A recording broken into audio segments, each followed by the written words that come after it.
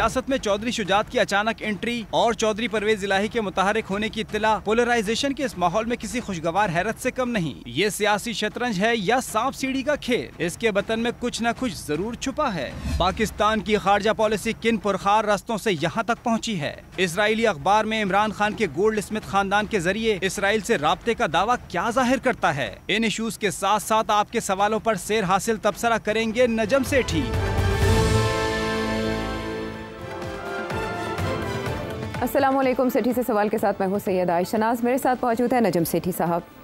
अस्सलाम वालेकुम।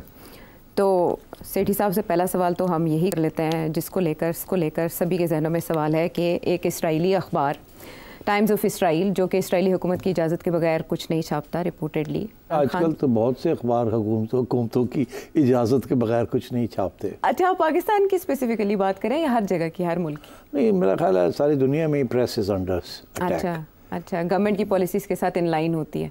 हो सकता है फिर वहाँ की गवर्नमेंट की भी यही पॉलिसी हो जो ब्लॉक आ चुका है, क्या अडॉप्ट करने जा रहे हैं, लेकिन उसका फिर हमारे साथ ऐसा कनेक्शन बनता है ना जो थोड़ा मुतनाज़ हो जाता है, क्योंकि पाकिस्तानी ताल्लुकात की तारीख रही है एक, और वो इसराइली अखबार ये कहता है कि बानी पीटीआई पाक इसराइल ताल्लुकात के लिए मौजूद तरीन शख्सियत हैं। और फिर वो ये भी कहते हैं कि बानी पीटीआई इसराइल और पाकिस्तान के ताल्लुकात की मौजूदा नौइयत को बदल सकते हैं, क्योंकि इससे पहले वेस्ट के साथ जो उनके गैर मामूली ताल्लुकात बढ़ाने की सलाहियत थी वो यहाँ भी काम आ सकती है। और इसके अलावा उन्होंने कहा है कि ठीक है, उन्होंने हमेशा ट्रेडिशनल नुक्ता नज़र को अपनाया, लेकिन बैकडोर वो अमलियत पसंदी का भी मुजाहरा करते रहे। उन्होंने बैकडोर चैनल के ज़रिए कुछ हटकर भी मामलात देखे, जैसे हमने जाते जाते रशिया का उनका विजिट देखा, इसी तरफ इशारा हो। और उनका ये कहना है कि इसराइल और इत्तेहादियों को यकीनी बनाना चाहिए कि बानी पीटीआई पाकिस्तानी सियासत में हिस्सा लेने के लिए आज़ाद हो जाएं।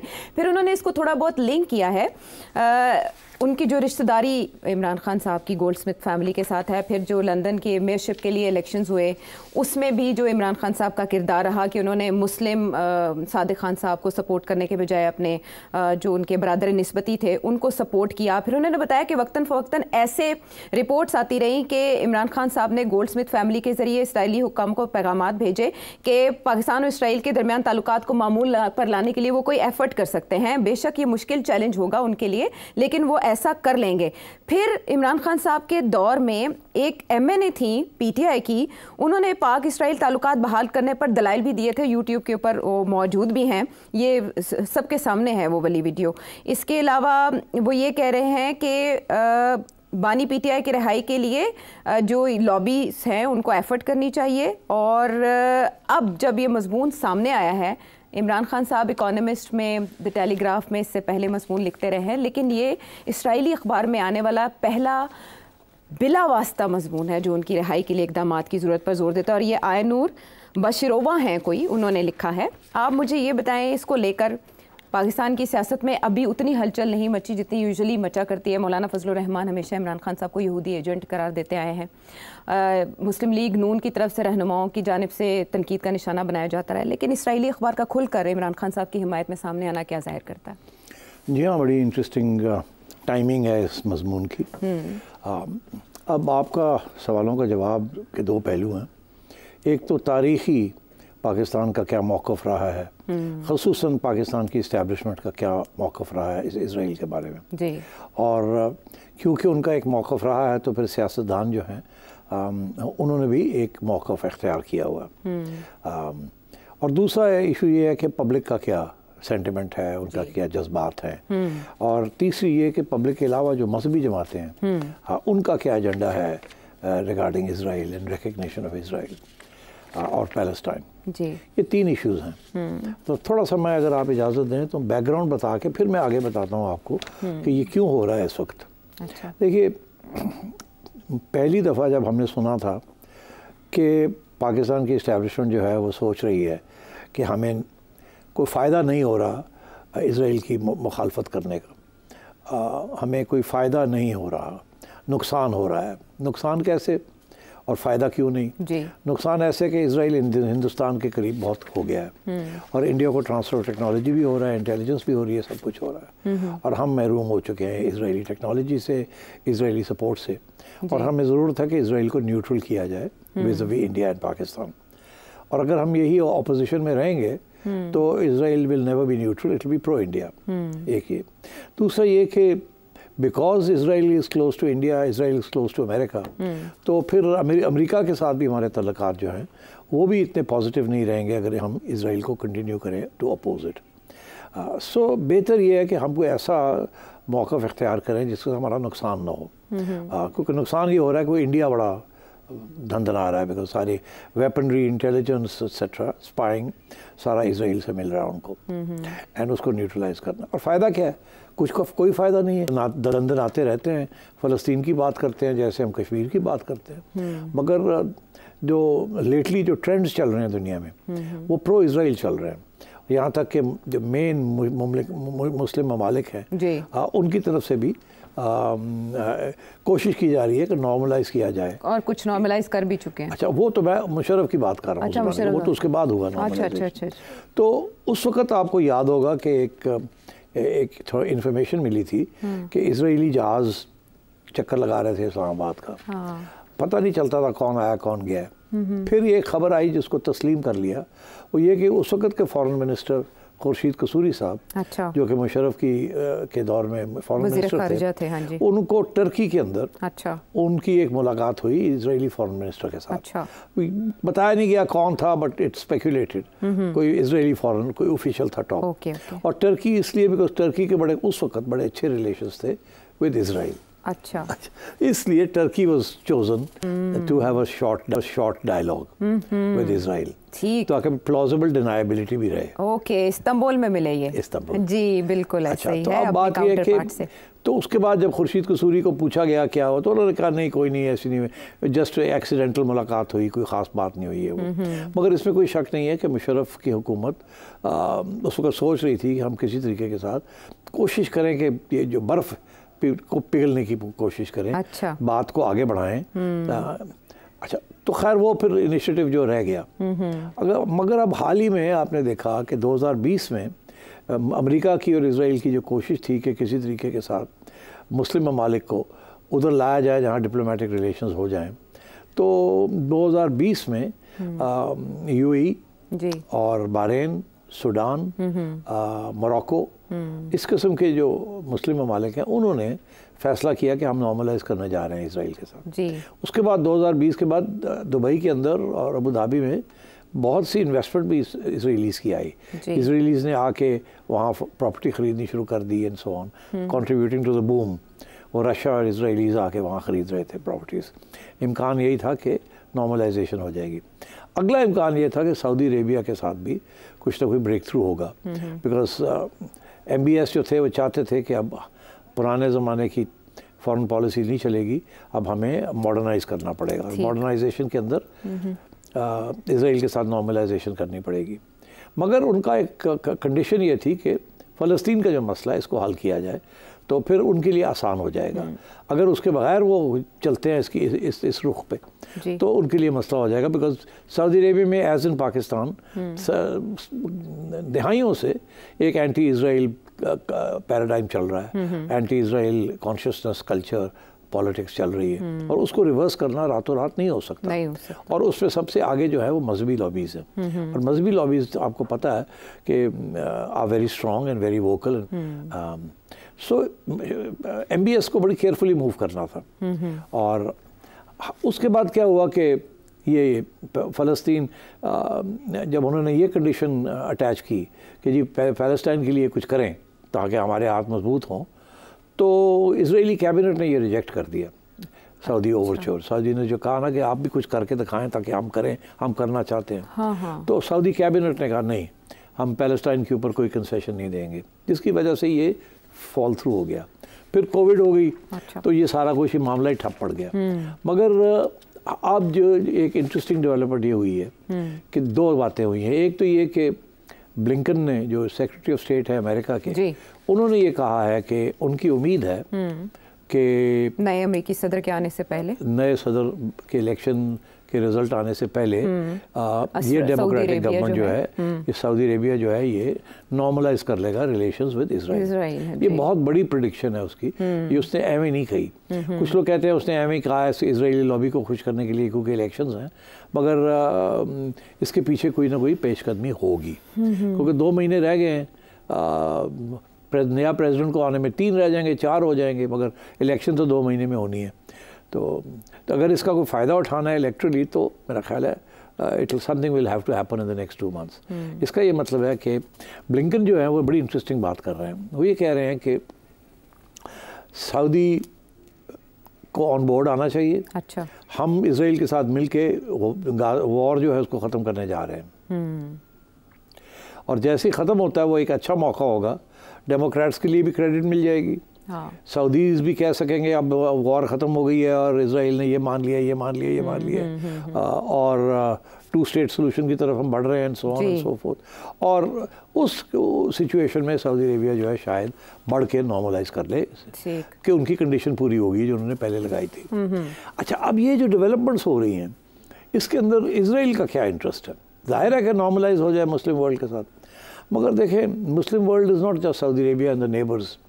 Pakistan is a major plank in the Muslim world. Israelis का काफ़ी अरसे से ये कोशिश है कि पाकिस्तान को न्यूट्रलाइज किया जाए। पाकिस्तान की कभी ये कोशिश रही कि हमें कोई लड़ाई झगड़े इसराइल के साथ करने की क्या ज़रूरत है, अगर फ़लस्तीन और वहाँ के जो नेबरिंग स्टेट्स हैं वो मान जाते हैं तो हम कौन होते हैं चौथे महल्ले बह के झंडा लेके खड़े हैं। ठीक, तो मगर ये काम सारा ख़राब हो गया because of the what is happened recently in Hamas and Gaza. तो अगर ये नॉर्मलाइज हो जाता है, किसी से वहाँ सोल्यूशन आ जाती है, अच्छा, तो मैं समझता हूँ कि स्टेज सेट हो जाएगी for the normalization of relations with Israel. अगर सऊदी अरेबिया आगे बढ़ जाए, अगर वो बढ़ गया तो फिर बहुत से OIC के जो ममालिक हैं उनको भी अमेरिका और सऊदी अरेबिया कन्विंस कर लेंगे कि आप ही आ जाएं। अच्छा, और ऐसा पाकिस्तान के लिए भी? और Pakistan will be in a difficult situation. किसकी यहाँ हिम्मत है पाकिस्तान की कि वो करे सऊदी इजराइल के साथ न्यूट्रल? ये मजमून बता तो रहा है किसकी हिम्मत है। अब वो तो इसी तरफ आ रहे हैं। अब हम सियासतदान जो थे, नवाज शरीफ साहब या बेनज़ीर भुट्टो साहिबा, वो कमज़ोर थे। उन्हें डर ये था कि जिस दिन हमने इसकी हिमायत की तो यही इस्टेब्लिशमेंट जब हमें निकालने जाएगी तो यही हमारे गले डाल देगी, तो इसलिए वो आगे नहीं बढ़े इन चीज़ों पर। अच्छा, तो अब ये जो मजमून है ये इशारा कर रहा है कि, और ये मजमून एवं नहीं लिखा गया, इसके पीछे ज़रूर कोई सोच है, कोई ब्रीफिंग है कि ये कोशिश की जाएगी कि किसी तरीके के साथ पाकिस्तान को भी साथ लाया जाए। सऊदी अरेबिया भी अपने आप को मजबूत करने के लिए, अपनी कंस्टिट्यूंसी को मजबूत करने के लिए वो ये करेगा कि पाकिस्तान भी आ गया है। After all it's 250 million people. अगर पाकिस्तान आ जाता है तो फिर कल को इंडोनेशिया भी आ जाएगा एंड सो ऑन। तो ये मेजर इशू जो है ये हल हो जाएगा। सऊदी अरेबिया अकेला नहीं रहना चाहता।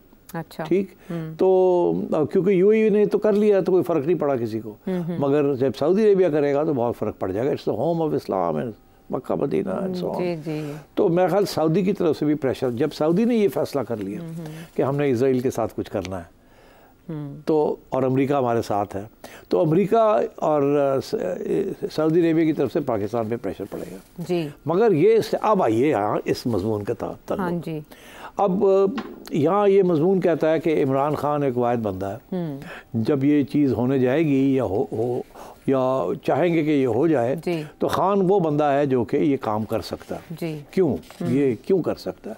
उसकी उन्होंने 2 वजूहत दी। एक तो उन्होंने ये कहा कि खान के बड़े तल्लुकात हैं ज़ाती तौर पे विद द गोल्डस्मिथ फैमिली, जिनके बड़े सियासी तौर पे तल्लुकात हैं विद इजराइल। ठीक, तो ज़ाती तल्लुकात एंड आगे पॉलिटिकल तल्लुकात। और ये जो इस वक्त जो इमरान खान की हमायत हो रही है इन अमेरिका एंड एल्सवेयर, उसके पीछे बहुत बड़ा सपोर्ट है ऑफ दी गोल्डस्मिथ फैमिली। और इसीलिए अमेरिका के अंदर भी जो इजरायली लॉबी है, whether it's in the among in the Republicans और इन द डेमोक्रेट्स, वो हमेशा फ्रंट फुट पे आके वो खेलते हैं। और अभी जो रेजोल्यूशन कांग्रेस में जो हुई है उसके अंदर जो लीडिंग लाइट्स हैं वो जूइश सेनेटर्स या कांग्रेसमैन हैं। सो मैं ये समझता हूँ कि इस वक्त सारी एफर्ट क्रिएट की जा रही है कि एक लॉबी क्रिएट की जाए, एक प्रेशर ग्रुप क्रिएट किया जाए जिसके ज़रिए सऊदी अरेबिया पहले नॉर्मलाइज करे और फिर पाकिस्तान की तरफ लाया जाए। अब वो ये समझते हैं कि नवाज शरीफ एंड कंपनी ये इनका सपोर्ट बेस नहीं है, ये इस किस्म का ख़तरनाक फ़ैसला वो कर ही नहीं सकते। वो ये समझते हैं कि पीपल्स पार्टी तो बस की गल कोई नहीं, वो तो एक छोटी सी प्रोविंस में महदूद है। नवाज शरीफ की पार्टी इस वक्त इन ट्रबल्ड वाटर्स है, वो तो कोई रिस्क नहीं लेंगी, हर बात एस्टैब्लिशमेंट की मान रहे हैं। इस वक्त पाकिस्तान की जो आवाम है वो खान साहब जो कहें वो यकीन करने के लिए तैयार है। अगर वो कहते हैं कि सूरज जो है वो चांद के इर्द गिर्द घूमता है तो कहेंगे बिल्कुल सही कह रहे हैं। अगर वो कहेंगे कि जी इजराइल पाकिस्तान का दोस्त है तो कहेंगे बिल्कुल ठीक है। आपने देखा नहीं कि वहाँ अमेरिका के अंदर जो प्रोफेशनल फिजिशियंस हैं या उनके अंदर भी लॉबीज़ हैं कि पाकिस्तान को इजराइल के साथ नॉर्मलाइज करना चाहिए। अभी वहाँ से अमेरिका से एक प्रोफेशनल्स की डेलीगेशन उठ के गई थी इजराइल। मेरा ख्याल है most of them were supporters of PTI, but जाहिर है they were pretending to be independent and autonomous. वो भी एक चक्कर लगा के आए हैं इसराइल का। और अब ये आर्टिकल भी आ गया है और उधर और वो भी इजरायली अखबार में आया है। तो इसमें लगता मुझे ऐसे ही है कि अगर सलमान जो है MBS मोहम्मद बिन सलमान वो अगर कर लेते हैं तो उस और वो चाहेंगे कि पाकिस्तान भी फॉलो करे। और अगर पाकिस्तान तो नहीं फॉलो करेगा विदाउट इमरान खान, और इमरान खान वाहिद बंदा है जो कि अगर ये चाहे तो वो कर सकता है। और गोली जो वो देनी पड़ेगी वो अवाम जो है except for the religious parties बाकी सारी जो है वो मान जाएंगी। ये नून लीग वाले और PTI वाले तो शोर डालेंगे, ये कहेंगे देखो जी ये हो गया, मौलाना फजल रहमान शोर डालेंगे। मगर आपकी जो वोटिंग पब्लिक है, majority of the voting public जो इस वक्त खान साहब के साथ हैं, स्पेशली एक्सपैट्रिएट्स के पास बहुत पैसा है, they very influential PTI supporters हैं। आई थिंक अगर कोई बंदा कर सकता है नॉर्मलाइजेशन विद इजराइल तो वो इमरान खान है। और ये गलत बात नहीं कह रहे, ये सही कह रहे हैं। इन्होंने पहचान लिया है कि एक ही बंदा है यहाँ जो इस किस्म का मुश्किल फैसला अगर करता है तो अवाम जो है उसके खिलाफ नहीं जाएगी। और वो जो शोर आएगा, शराबा आएगा कि ये हो गया, उसको ये बर्दाश्त कर लेगा, उसको विद स्टैंड कर लेगा, स्पेशली अगर इस्टेब्लिशमेंट इसके पीछे होगी तो। मगर अभी सूरत हाल वो नहीं आई, ना ही इस्टेब्लिशमेंट उसके साथ है इस वक्त और एनी इशू, ये तो बात की बात है। और अभी तो खैर वो जेल में है, वहाँ से तो ऐसा कोई बयान दे ही नहीं सकते। और अगर वो कभी बयान देगा भी तो बयान उसी किस्म का होगा जैसे MBS ने बयान दिया था कि अगर तो इजराइल पैलेस्टाइन के ऊपर कोई कंसेशन देने के लिए तैयार नहीं है जो कि हमास को और हिजबुल्लाह को और बाकी पैलेस्टीनियन ऑर्गेनाइजेशंस को एक्सेप्टेबल है, तो सऊदी अरेबिया कुछ नहीं कर सकता। यहाँ तक कि MBS ने यह भी कहा था आयशा कि अगर मैंने कोई इस किस्म का कदम उठाया जिसमें मेरी आवाम जो है वो मेरे खिलाफ हो जाती है तो आई मे बी असैसिनेटेड, ये उसके लफ्ज़ हैं, आई मे बी असैसिनेटेड। तो वो अमेरिका को कह रहा है take it easy, go slow, ऐसे मैं कुछ नहीं कर सकता। और अगर इसराइल को ये मना लिया जाता है कि आप कुछ करें, और मैं समझता हूँ ये जो ब्लिंकन का स्टेटमेंट आया है कि 2 माह के अंदर अंदर कोई ब्रेक थ्रू होने वाली है, मेरा ख्याल है डेमोक्रेट्स की पूरी कोशिश है, होगी या नहीं होगी आई कांट से, मुश्किल लगता है। मगर क्योंकि बहुत से मरहले हैं जो क्रॉस करने हैं और इसराइल के अंदर भी बड़ी हार्ड लाइन स्ट्रैटेजी चल रही है। मगर अमेरिका की पूरी कोशिश है 2 बातें, एक ये कि सऊदी अरेबिया को लाया जाए टू नॉर्मलाइज, उसके साथ बहुत से दरवाजे खुल जाएंगे।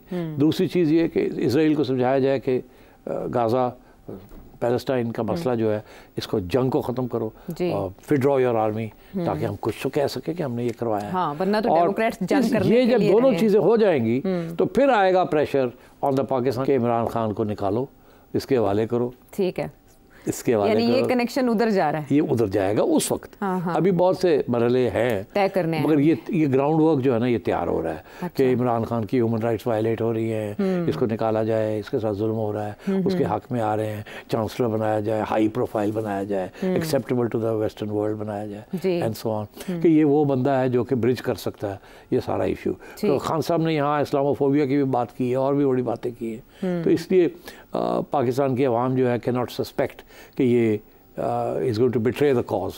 और दूसरी बात ये जो मैंने कहा कि अगर खान साहब कहें कि रात के वक्त के सूरज निकला हुआ है तो PTI वाले कहेंगे सूरज निकला, रात है तो रात है, दिन कहे तो दिन है। तो तलाल चौधरी साहब मुस्लिम लीग नून के रहनुमा, वो कह रहे हैं इसराइली मफादात के तहफ़्फ़ुज़ के लिए बानी PTI को लीडर बनाया गया।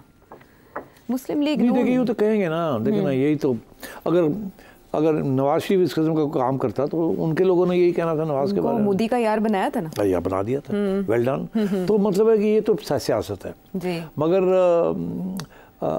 सियासत आगे यहाँ कैसे बढ़ती है और मिडिल ईस्ट में कैसे बढ़ती है we have to wait and see. बहुत सी ख्वाहिशात हैं बट ज़रूरी नहीं कि ऐसे ही होगा। अभी इसराइल के अंदर बड़ी हार्ड लाइन चल रही है और नेतान्याहू जो है बड़ा गलत किस्म का बंदा है।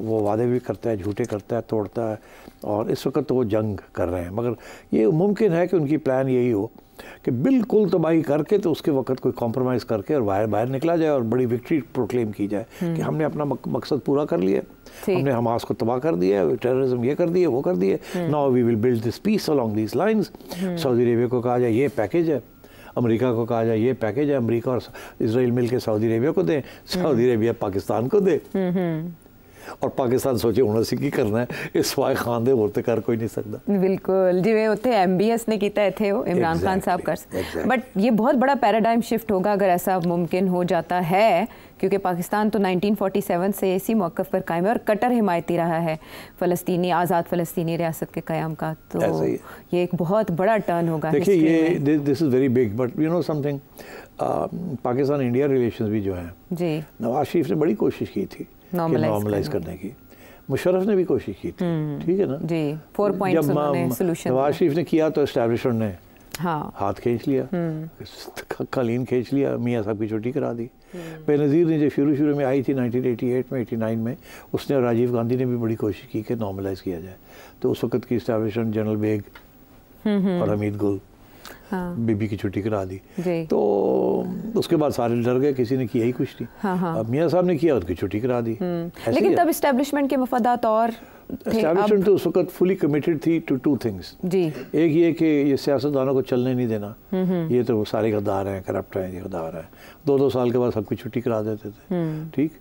दूसरी चीज़ ये थी कि इंडिया के साथ वो तैयार नहीं थे फॉर रेकन्सिलिएशन एंड नॉर्मलाइजेशन। अभी कश्मीर की जदोजहद चल रही थी, जहाज चल रहा था, तो उसके दौरान वो कैसे करते। और अब मामलात बदल चुके हैं, अब थोड़े से मामलात बदले हैं इंडिया के अंदर भी। और आपने देखा कि जब जनरल बाजवा ने ये बात कही कि अब जियो इकोनॉमिक्स की तरफ तवज्जो देनी है, जियो स्ट्रेटजी जो है इस पार्ट ऑफ जियो इकोनॉमिक्स और जियो पॉलिटिक्स, 2020 में उस वक्त यही था ना कि नॉर्मलाइज विद इंडिया। इन्होंने इमरान खान को भी कहा था कि चलें स्टार्ट विद नॉर्मलाइजेशन, और एक बाकायदा तिजारत बहाल होने की खबरें भी आई। फिर आखिरी वक्त खान साहब ने भाग गए वहाँ से, उनको डर लग गया कि नून लीग ना पै जाए, और उस वक्त उनकी जो कुर्सी थी वो हिल रही थी थोड़ी बहुत, ऐसे है ना, तो वो डर गए, नहीं तो वो कर देते। तो मैं ये समझता हूँ कि पॉपुलर लीडर कर सकता है, मगर अनफॉर्चुनेटली जब नवाज शरीफ पॉपुलर थे तो इस्टेब्लिशमेंट ने साथ नहीं दिया। जितना भी आप पॉपुलर हो, अगर इस्टेब्लिशमेंट आपके खिलाफ होगी तो आप कुछ नहीं कर सके। खान साहब जब करना चाह रहे थे, इस्टेब्लिशमेंट ने भी आंख मार दी कर दें, मगर उस वक्त उनकी पोजीशन कमज़ोर हो रही थी, तो इसलिए वो हट गए पीछे। लेकिन रशिया के मामले में तो उन्होंने अपनी की। रशिया के मामला कोई ख़ास इंपॉर्टेंट नहीं था, उसकी कोई बैकलैश नहीं थी, कोई कुछ नहीं था। वो एक पर्सनल विम के ऊपर उठ के चले गए, और इस्टेब्लिशमेंट ने भी उन्हें हल्की सी बात कही कि शायद ये वक्त नहीं है जाने का। Establishment was not really involved in that visit. ये उठ के, और ये नहीं कि उनको कहा नहीं जाना और ये चले गए, ऐसे नहीं हुआ। उन्होंने कहा मैं एक दिन के लिए जा रहा हूँ, कोई बिग प्रॉब्लम, उनको क्या पता था कि उसी दिन यूक्रेन वॉर शुरू हो जाएगा। तो वो कोई मिसकैलकुलेशन थी जो कि थोड़ी सी बैकफायर कर गई, in the sense that America नाराज हो गया and so on, but otherwise that was not a major initiative. ठीक। तो चले अभी इस मजमून के बाद, इस ब्लॉक के बाद मेजर इनिशिएटिव्स क्या हो सकते हैं? आपने जाना आने वाले महीने इंटरेस्टिंग हो सकते हैं, और इसमें हैं बड़े बड़े प्लेयर्स इन्वॉल्व। क्या शेप बनेगी सियासी मंजरनामे की, आपने जाना। ब्रेक के बाद आते हैं वापस।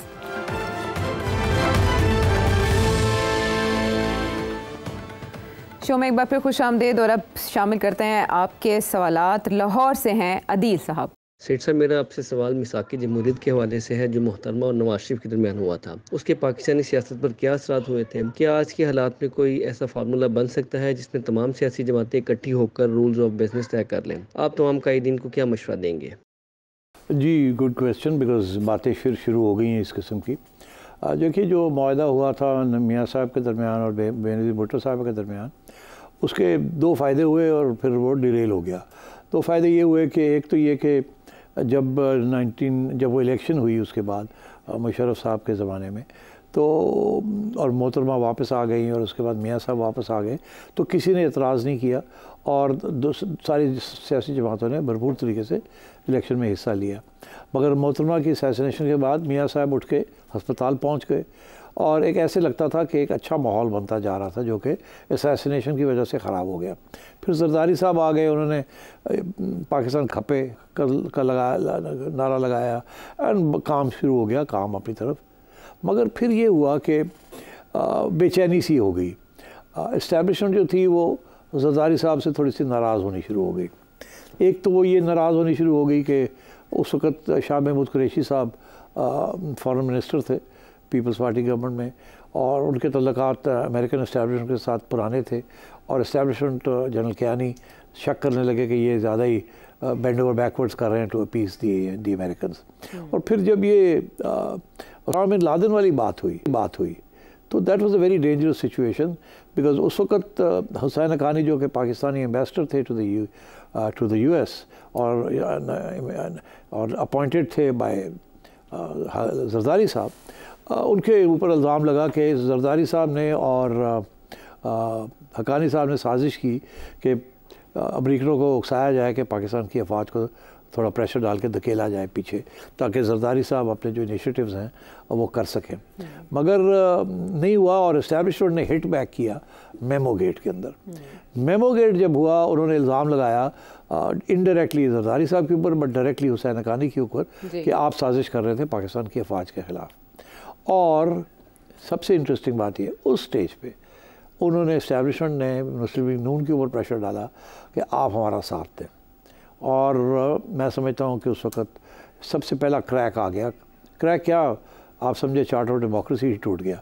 मियाँ साहब ने काला कोट पहना और पहुँच गए अदालत में मेमो गेट के केस के अंदर, और उन्होंने इस्टेब्लिशमेंट का साथ दिया और उन्होंने पीपल्स पार्टी का साथ नहीं दिया, जिसकी वजह से काफ़ी अरसे तक फिर तल्लुकात ख़राब रहे, और मुश्किल से जरदारी साहब की हुकूमत ने अपना टाइम काटा। मगर उस टाइम काटने के अंदर इस्टेब्लिशमेंट ने जुडिशरी को भी जरदारी साहब के ख़िलाफ़ कर दिया, और फिर सबको एक प्राइम मिनिस्टर की छुट्टी करा दी, यूसुफ रज़ा गिलानी की, और दूसरा प्राइम मिनिस्टर राजा साहब, राजा परवेज़, उनकी भी छुट्टी होने वाली थी अगर वो फौरी तौर पे इलेक्शन ना हो जाते एंड सो ऑन। तो that is what happened to the charter of democracy. Under establishment pressure एक साइड जो थी वो कोलैप्स कर गई। अब आइए आज के हालात। आज के हालात ये हैं कि सब सियासी जमातें एक्सेप्ट PTI को दो बातें तस्लीम करनी पड़ रही हैं, खा वो पब्लिक में ना करें, कि उनकी पॉपुलैरिटी गिर चुकी है। दूसरा ये कि ये जो इलेक्शन हुई है इसके ऊपर बहुत से सवाल है, सवालिया निशान है, और इसकी लेजिटिमेसी जो है ये सारी चीज़ की ये इन डाउट है। और तीसरी चीज़ ये कि मौलाना जो है उनको अकोमोडेट भी नहीं किया, और इसलिए वो भी he is been push to the wall. तो अब लेटेस्ट पोजीशन ये है कि इन सबको समझ आ रही है कि काम ऐसे नहीं चलेगा, क्योंकि खान साहब जो हैं उनका सपोर्ट बेस धंधना रहा है एट होम एंड अब्रॉड। कोई रिवाइवल नहीं हो रही, ना मुस्लिम लीग की हो रही है, ना पीपल्स पार्टी की हो रही है, ना JUI की हो रही है, और इकॉनमी जो है वो फंसी हुई है, और इंटरनेशनल कम्युनिटी जो है वो ये कह रही है कि कोई रास्ता ढूंढे, इकनॉमिक स्टेबलाइजेशन होनी चाहिए, वो सियासी स्टेबलाइजेशन के बगैर हो नहीं सकती। इसलिए people are trying to find solutions. उसके अंदर अब नवाज शरीफ साहब ने ये प्रपोज़ल की कि हमें सब सियासी जमातों को इकट्ठा होकर और ख़ान साहब के साथ बातचीत करनी चाहिए। उसमें पहले तो मौलाना तैयार नहीं थे, मगर अब अगर मौलाना इनका हिस्सा बन जाते हैं, जो कि ख़बरें आ रही हैं कि वो इस इंटरिम गवर्नमेंट का हिस्सा बनने जा रहे हैं, तो फिर यकीनी तौर पे जो भी इनिशिएटिव लिए जाएंगे सियासी तौर पे, उन इनिशिएटिव्स के अंदर सारे इकट्ठे होंगे and they will all try to convince Imran Khan कि वो भी उस इनिशिएटिव का हिस्सा बने। और उस इनिशिएटिव के दो पहलू होंगे।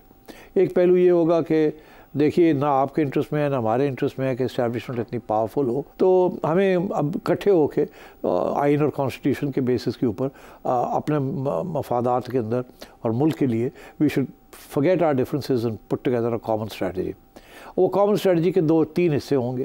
This is what I think the proposal will be. एक हिस्सा ये होगा कि लेट्स अग्री कि जो हो गया वो हो गया, उधर नहीं जाना हमने, हम May 9 की तरफ नहीं जाएंगे। आप इलेक्शन 2018 की जो हुई है, जो नहीं है 2024 जो हुई है, हम 2018 कहते हैं कि आपने रिग की थी, हम वो नहीं कहेंगे। आप ये ना कहेंगे पिछली इलेक्शन जो हुई है वो रिग हुई थी। और so let's move forward, forget the past, number 1। Number 2, आप तैयार हो जाएं, let's agree on a next date of election. उसके साथ वंस वी अग्री कि जी अगली इलेक्शन कब होगी और वो फ्री एंड फेयर होगी, तो उसके जो सारे इश्यूज़ हैं वो अभी डिस्कस कर लें बैठ के। और जैसे ही हम ये मुआहदे होते हैं कि खान साहब के साथ और मुश्तरका तौर पे, तो फिर we will tell the establishment कि this is the way out, और केसेस विल बी विड्रॉन और they can stay, doesn't matter, Khan साहब can come out and lead his party in the next election, and जो भी results होंगे we will accept them. और third ये कि election के बाद दो चीज़ें होंगी कि we will continue to stick together, हम एक दूसरे को गाली गलोच नहीं करेंगे, एक दूसरे को अंडरमाइन नहीं करेंगे, ये चार्टर जो है इसको ख़राब नहीं करेंगे, लिव एंड लेट लिव होगा, और इस्टेब्लिशमेंट को आर्म्स लेंथ पे मिल के रखेंगे ताकि वो हमें आपके ख़िलाफ़ ना इस्तेमाल करे, आपको हमारे ख़िलाफ़ ना इस्तेमाल करे।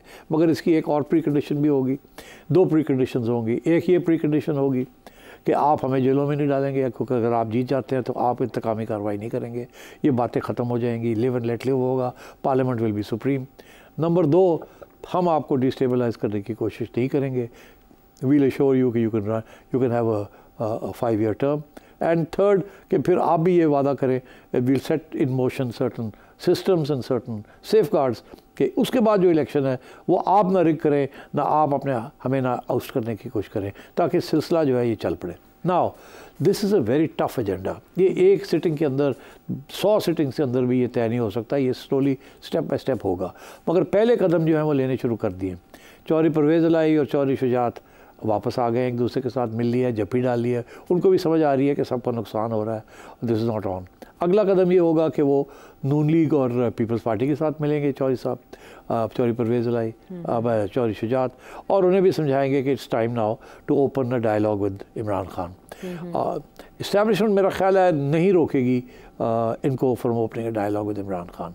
इस्टेब्लिशमेंट भी चाहती है कि कोई रास्ता निकले जो कि सबको एक्सेप्टेबल हो। So the ball is in Imran Khan court, और you might say the buck stops at Imran Khan. Imran Khan इस वक्त जिस स्टेज पे हैं वो कोई बात मानने के लिए तैयार नहीं है एक्सेप्ट ऑल और नथिंग। मेरा ख्याल है कि अगर वो अपना मौक़िफ़ चेंज करते हैं इन व्यू ऑफ जो मैंने अभी पहले डिस्कशन किया इंटरनेशनल डेवलपमेंट्स, उनके लिए जो सपोर्ट वहाँ भी बिल्डअप हो रहा है, तो इस्टेब्लिशमेंट और पाकिस्तान की अपोजिशन पार्टीज़ को न्यूट्रलाइज़ किया जा सकता है। एंड खान साहब can make a come back, but come back in such a way that democracy is strengthened rather than a one party fascist rule. तो ये आगे का एजेंडा है। इस एजेंडे के बेसिस के ऊपर small steps can be taken as a new charter of democracy. हाँ, बेबी स्टेप्स लिए जा सकते हैं न्यू चार्टर ऑफ डेमोक्रेसी की तरफ। लेकिन आपको मौलाना साहब का किरदार दिखाई नहीं देता, जिन्होंने अभी अभी पीटीआई के लिए अपने दरवाजे खोले, तो वो इस्टेब्लिशमेंट और पीटीआई के दरमियान पुल का किरदार अदा करें? नहीं, देखिए जब ये बैठ जाएंगे इकट्ठे तो फिर तो सारे दरवाजे खोलने पड़ेंगे ना, मौलाना को भी कुछ ना कुछ करना पड़ेगा। मगर मौलाना की भी तो टर्म्स होंगी ना कि केपी के अंदर अगली इलेक्शन जब भी होगी तो केपी के अंदर उनको इलेक्शन नहीं रखी जाएगी उनके खिलाफ, क्योंकि उनकी भी तो कंप्लेंट है ना कि पिछली दफ़ा जो इलेक्शन हुई है वहाँ केपी के अंदर इतना प्रेशर था कि वो केपी वाले जो है इनकी सीटें भी 1-2 हज़म कर गए एंड सो ऑन। तो सब अपने अपने आप को प्रोटेक्ट करने की कोशिश करेंगे। मगर अगर मौलाना इनको ज्वाइन कर लेते हैं उसका एक ये है कि इलेक्शन फौरी नहीं होगी, कम से कम इस हुकूमत को 2 साल और मिलेंगे, ठीक है ना, otherwise why would Maulana join for 1 year। दूसरी चीज़ ये है कि मौलाना को भी आगे प्लेटफॉर्म मिलेगा टू कैंपेन, और ये पीटीआई का जो मौक़िफ़ है या कि हम ही हैं और कोई नहीं है, ये इसको डाइल्यूट करना पड़ेगा। ठीक, बिल्कुल। क्या कम करना पड़ेगा, क्या नहीं करना पड़ेगा? अगर आप पाकिस्तान के वसीतर मफाद में सोच रहे हैं कि पॉलिटिकल पार्टीज़ आएँ और अपनी स्पेस को वापस हासिल करें, जिसका शिकवा हमेशा किया जाता है, एक पार्टी दूसरी पार्टी को कहती है कि वो वजह बनी सियासी पार्टीज़ के ज़वाल की मुल्की सियासत में, तो सीखा जा सकता है माजी से और आइंदा के लिए अच्छा लाहेअमल अपनाया जा सकता है ताकि कोई और इस स्पेस को कैप्चर ना करे। वापस आते हैं ब्रेक के बाद।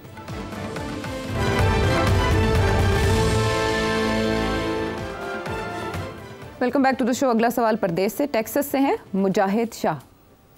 इंडिया में और बांग्लादेश में ऑलमोस्ट 15 साल से मोदी और वो हसीना वाजिद बैठी हुई थी, जिसके बाद इस कदर इकोनॉमिक बूम आया है या तरक्की हुई है, तो उसकी वजह शायद ये नहीं है कि कंटिन्यूसली एक हुकूमत जो है वो चल रही थी, लेकिन हमारे यहाँ पर भी जो कुछ डिक्टेटर थे, मतलब परवेज मुशर्रफ हो गया, जनरल ज़िया-उल-हक हो गया, हालांकि वो भी एक लंबे अरसे तक बैठे रहे, तो पाकिस्तान में उस वक्त क्यों इतनी तरक्की नहीं हो सकी जितना इंडिया में हुई है? देखिए ऐसे है कि जनरल अयूब जब थे 58 से 68 तक, जिसमें 2 साल 65 एंड 66 ख़राब थे because of the war with India, generally जो एवरेज रेट ऑफ ग्रोथ था जीडीपी का वो अबाउट 5.8%। एक दो साल तो थे कि 9 से ऊपर भी चला गया था। सो डेवलपमेंट तो हुई, that is why it was called decade of development. आगे आए आप, उसके बाद ज़ियाउल हक साहब के ज़माने में भी about 4 to 5% rate of growth था। उसके बाद आप आए जनरल मुशर्रफ के दौरान भी ठीक ठाक ग्रोथ रेट था, 5 से 6%। तो इनके दौर में ग्रोथ तो हुई। सवाल ये है जो आपने पूछा कि क्या ये 10 साल रहे इसलिए एक स्टेबिलिटी आई और सर्टेनिटी हुई, और क्योंकि सियासतदान नहीं रह सके 2-2-2.5 साल से ज़्यादा, तो इसलिए वो उनके दौर में स्टेबिलिटी और सर्टेनिटी और ग्रोथ नहीं आई। क्या ये रीज़न था कि वो 10 साल रहे? अब बात ये, yes I think stability and certainty बड़ी इंपॉर्टेंट होती है इकोनॉमिक्स के अंदर, प्लानिंग के लिए स्पेशली, और फॉर फॉरेन इन्वेस्टमेंट। जो आता है वो कहता है यार ये गवर्नमेंट 5 साल तो रहेगी ना, जो पॉलिसीज़ करेगी, तो at least we can be assured कि हमारा रेट ऑफ रिटर्न हमें मिल जाएगा अपनी इन्वेस्टमेंट के अंदर 3 साल के बाद। तो लॉन्ग जितनी देर एक हुकूमत रहे कानूनी तौर पे और in a stable manner, it's good for economic development provided बाकी पॉलिसीज़ ठीक हों। मगर ये एक प्री कंडीशन होती है कि आप जो पॉलिसी नोट डाउन कर रहे हैं या ले डाउन कर रहे हैं, वो पॉलिसी 4-5 साल तो चले ना। ये तो नहीं हो सकता कि अगली आए और उसको छुट्टी करा दे और जिन लोगों ने इन्वेस्टमेंट की हुई है वो फारग हो जाए। So therefore yes I think certainty and stability and longevity are very important. इसलिए पॉलिटिकल सिस्टम्स के अंदर कम से कम 4 साल और अप टू 5 years दिए हैं for one government to survive. America में 4 साल हैं, मगर आम तौर पे वो 8 साल ही बन जाते हैं। एक प्रेसिडेंट जो है उनको अगली टर्म भी मिल जाती है, इसीलिए कि वो कहते हैं कि इकोनॉमिक पॉलिसीज़ को चलने दें, कोई रिजल्ट्स निकलें। इंडिया के अंदर 5 साल हैं और हमारे यहाँ 5 साल हैं, इसलिए stability is important and certainty is important and longevity is important. आइए अब कि क्या जो ये तीन मार्शल और रेजीम्स थी, क्या इनके अंदर क्या चीज़ थी जिसकी वजह से ये ग्रोथ मिली? मेरा ख्याल है मेजर फैक्टर तो था ऑब्वियसली स्टेबिलिटी, सर्टेनिटी वगैरह, मगर मेजर फैक्टर ये भी था कि अमेरिकनों का एड बहुत ज़्यादा था।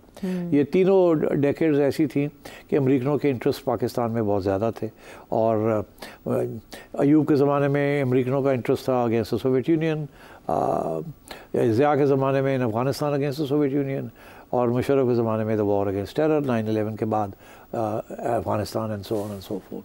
तो जैसे वो डोनाल्ड ट्रंप कहता ना कि हमने 30 अरब डॉलर्स पाकिस्तान को दिए, हमें मिला क्या, तो डॉलर्स की वजह से काम चल रहा था यहाँ, और रेमिटेंसेस शुरू हो गए थे तो उनकी वजह से चल रहा था यहाँ, और पॉलिसीज़ जो थी वो स्टेबल थी। ये जो हमारी सियासी हुकूमतें आई हैं, बेनज़ीर की उम्र 2 साल नहीं पूरी काटी पहली वाली, उसके बाद नवाज शरीफ साहब 2-2.5 साल नहीं काटे पूरे, उसके बाद फिर बेनज़ीर आई 2 साल भर के काटे, फिर नवाज शरीफ साहब वो 2-2.5 साल काटे। तो ये एक प्रॉब्लम रहा है कि इनको चलने नहीं दिया गया। ये नहीं कि इन्होंने कोई खामियाँ की, इस्टेब्लिशमेंट ने नहीं चलने दिया, और इट्स अ फैक्ट उस वक़्त की। इस दफ़ा जब इस्टेब्लिशमेंट की इसकी कोशिश थी कि खान साहब पूरा अपनी टर्म पूरी करें, मगर वो अब खान साहब की हिमाकतें थी और प्रॉब्लम्स थे जिसकी वजह से वो पूरा काम ना हो सका। तो येस आई थिंक सियासतदानों को मौका दिया जाता तो they would have been at least ये हालात ना होते, और वो यही कहते हैं कि हमें आप पूरा टर्म कंप्लीट करने देते तो फिर कम से कम हमारे गिले तो ना होते कि हमें क्यों निकाला, और आवाम को भी पता चल जाता कि हम डिलीवरी दे सकते हैं कि नहीं। इंडिया में आइए, इंडिया में ये है कि 1970 तक तो इंडिया के बारे में ये कहा जाता था कि इकोनॉमिक पॉलिटिकल स्टेबिलिटी तो है, कांग्रेस की हुकूमत कर रही थी, one after the other they were winning the elections, 1 party rule था एक किस्म का। इमरजेंसी भी लगा दी जब पहली दफ़ा चैलेंज आया इंदिरा गांधी ने इन द लेट 60s। तो मगर जब वहाँ का जो इकोनॉमिक ग्रोथ थी वो 2% से ऊपर नहीं थी, इसलिए वो उनको कहा जाता है हिंदू रेट ऑफ ग्रोथ। हमारे यहाँ कहते थे कि ये तो बड़ी डायनामिक ग्रोथ कंट्री है। इंडिया के बारे में ये अंटिल 1970 यही था कि हिंदू रेट ऑफ ग्रोथ। उसके बड़े रीजंस हैं, वो किसी वक्त डिस्कस किया जा सकता है कि why was it 2% rate of growth. उनका जो इकोनॉमिक मॉडल था that was from the Soviet union model of a command economy. उन्होंने इम्पोर्ट शोर्ट्स और टेक्नोलॉजी ट्रांसफर्स बंद किए हुए थे, अपना सारा कुछ करना चाह रहे थे, जिसकी वजह से हैवी इंडस्ट्री लगा रहे थे, और हैवी इंडस्ट्री की जो जेस्टेशन पीरियड होता है वो बड़ा लंबा चौड़ा होता है। हमारे यहाँ कोई हैवी इंडस्ट्री नहीं मिली, हमें बाहर से से पैसे मिल रहे थे, हम इंपोर्ट्स करके इंपोर्ट डिपेंडेंट हो गए। उन्होंने इंपोर्ट डिपेंडेंसी नहीं की, उन्होंने कहा हम अपने पाँव पे खड़े होंगे। उन्होंने पहले 20-30 साल जो है वो अपने पाँव पे खड़े होने में लगा दिए, जिसकी वजह से उनकी रेट ऑफ ग्रोथ जो था वो स्लो था। 1970 में उन्होंने, मनमोहन सिंह साहब उनके फाइनेंस मिनिस्टर थे, तो मनमोहन सिंह साहब ने देखा कि पाकिस्तान के अंदर 1990 के, नॉट 70, माजूर चाहता हूँ, 1990 में इंडिया ने फिर सोचा कि अब हम भी कुछ करें। उन्होंने देखा नवाज शरीफ का मॉडल क्या है, नवाज शरीफ फॉर प्राइवेटाइजेशन। मनमोहन सिंह ने फिर ये 1990 में 91 में प्राइवेटाइजेशन की पॉलिसी शुरू की और अबाउट टर्न किया, और वहाँ से फिर इंडिया का रेट ऑफ ग्रोथ जो है वो बढ़ना शुरू हुआ, इंपोर्ट्स जो हैं वो आने शुरू हुए, टेक्नोलॉजी ट्रांसफर शुरू हो गए, मार्केट बढ़नी शुरू हो गई, एक्सपोर्ट इकॉनमी बढ़नी शुरू हो गई एंड सो ऑन। वो अपने पाँव पे खड़े हो चुके थे, इसलिए उन्हें कोई फिक्र नहीं था कि फिस्कल डिफिसिट जो है will lead to a current account deficit and so on and so forth. तो इसलिए उनके रिजर्व्स भी थे, सब कुछ था। तो मैं समझता हूँ कि इंडिया का जो इकोनॉमिक मॉडल था उसने पहले फ्रॉम 1947 टिल 1990 स्लो रखा उनको, मगर 90 के बाद बहुत तेज़ी से वो बढ़े आगे। और अब तक, और तीसरी चीज़ ये थी कि जब वो अपना बेस बना रहे थे, वो सिर्फ हैवी इंडस्ट्री का बेस नहीं बना रहे थे, वो तालीम का बेस भी बना रहे थे, that was very important. Population growth का बेस बना रहे थे, विमेंस एम्पावरमेंट का बना रहे थे, सेकुलरिज्म का बेस बना रहे थे, ऑल कंडीशंस जिसके साथ उनकी integration into the world global economy, private sector economy जो थी वो बड़ी रैपिडली होनी शुरू हो गई। हम यहाँ वो बिल्कुल नहीं कर रहे थे। So I think that was the reason why India has forged ahead और हम पीछे रह गए हैं। हमारी डिपेंडेंसी सिंड्रोम ने हमें ले मरा है। चले, ये तो था इकोनॉमी के हवाले से मुख्तलिफ ममालिक का काबुली जायज़ा। अब अदील साहब लाहौर से एक बार फिर क्या जानना चाह रहे हैं? शेर साहब, आपके तर्जीह के मुताबिक बात फैज़ हमीद तक नहीं रुकेगी और मामला इमरान खान तक जाएगा। अगर ऐसा ही हुआ और इमरान खान पर संगीन मुकदमात बन गए, जैसे पहले जुल्फ़िकार अली भुट्टो और नवाज शरीफ पर बने थे, तो आपके मुताबिक इमरान खान कौन सा रास्ता इख्तियार करेगा? भुट्टो वाला के डट जाना है कि नवाज शरीफ वाला के डील करनी है? ये बड़ा अहम सवाल है और सारा वक्त हम इसी के बारे में परेशान रहते हैं कि अल्लाह करे कि खान साहब भुट्टो वाला रास्ता ना करें। खान साहब अटैक करते हैं, फिर आर्मी चीफ़ को भी अटैक करते हैं, बाय नेम अटैक करते हैं। मेरा नहीं ख्याल this is a good idea. I don't think he should be doing this. Bhutto साहब को, जो जिन लोगों ने तारीख़ पढ़ी है उनको पता होना चाहिए कि जब भुट्टो साहब को निकाला था ज़िया उल हक ने, तो भुट्टो साहब को फिर जेल से छोड़ दिया कू के बाद, और वो लड़काना चले गए। वहाँ जाके उन्होंने एक स्पीच के अंदर, इलेक्शन कॉल हो गए थे, और उन्होंने वहाँ एक स्पीच के अंदर कहा कि मैं देख लूँगा इन जर्नैलों को, मैं टांग दूँगा। वो फिर सोच बचार शुरू हो गई GSU में कि ये तो बंदा ठीक नहीं है, इसने तो आके इंतकामी कार्रवाई करनी है, so we have to do something, and I think that change the course of Pakistan history. तो मेरा ख्याल है इस किस्म की बयानबाजी नहीं करनी चाहिए, रास्ते खुले छोड़ने चाहिए। अभी आर्मी चीफ़ की तरफ से भी एक बहुत इंपॉर्टेंट स्टेटमेंट आया है कि हम अपने ज़ाती नफ़रत जो है, पर्सनल हेट्रेड्स और पर्सनल, इसको अहमियत नहीं देनी चाहिए। यही कहा उन्होंने अभी कल ही ऐसी बात कही है।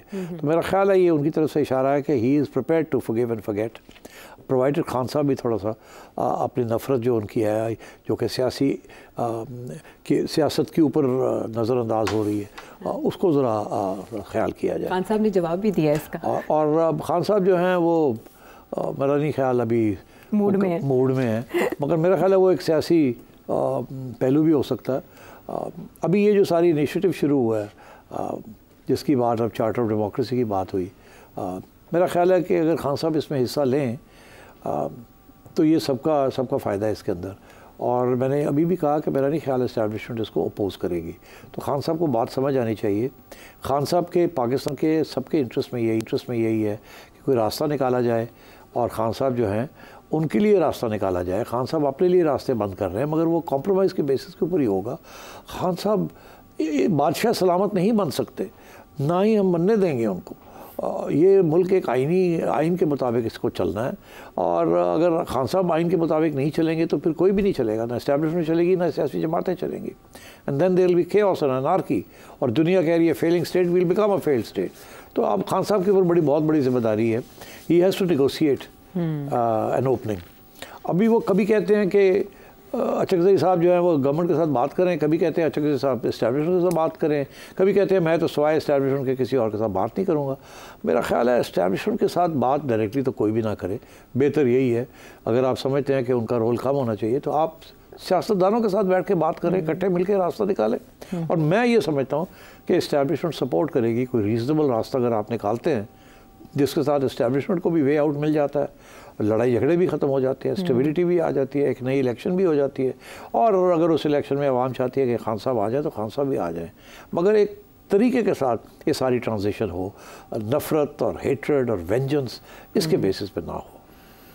ठीक है, मशवरा उनका अच्छा है तो सोचेंगे। बड़ी अच्छी प्यारी बातें। और दूरियां कम करने के लिए, नफ़रतें कम करने के लिए आर्मी चीफ़ की तरफ से एक बयान आया तो इमरान खान साहब ने भी कहा कि वो तो आपकी ज़िम्मेदारी है नफ़रतें कम करना, लेकिन मोदबाना तौर पर उन्होंने ये बात कही है। तो उम्मीद करते हैं, अच्छी उम्मीद रखते हैं। और भी बहुत से सवाल थे कि इन लड़ाई झगड़ों में पाकिस्तान का जो निज़ाम फरसुदा हो गया उसका क्या किया जा सकता है, लेकिन कहा जा रहा है कि वक्त हो गया ख़त्म। तो आने वाले प्रोग्राम्स पर उठा रखते हैं आपके सवालों को, अगले प्रोग्राम तक के लिए जा सकते हैं।